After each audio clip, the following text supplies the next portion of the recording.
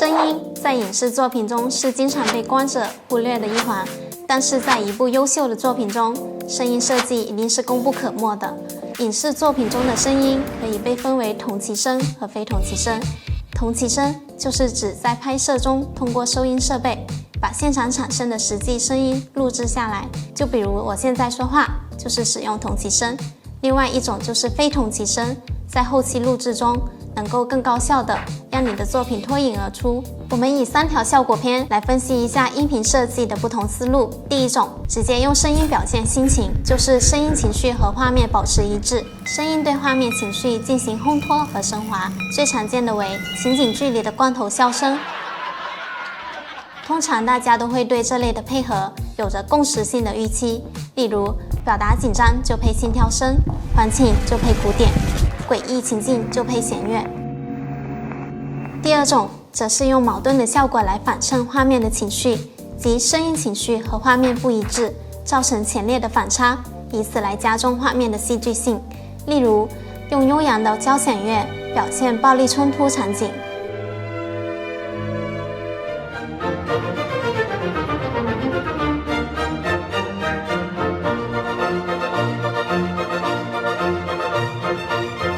童声儿歌表现惊悚恐怖场景。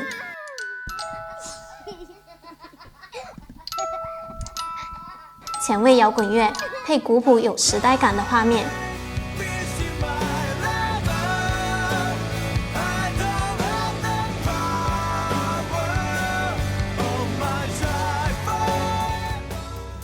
第三种则是利用声音制造通感，音频不再是背景的陪衬，而是给听者和观众创造出五感俱全的沉浸式体验。大部分影视配乐都是这个思路。当你有了设计声音的意识，很有可能对着下载下来的动辄几千条的声音一筹莫展。其实声音设计求精不求多，几条通用的规则供大家参考。一是善用关键词搜索这些，可以用于转场还有镜头切换；搜索这些则可以获得情绪类的底噪。另外还有这些可以用来当做短促的打击音，为画面里的动作增添立体感。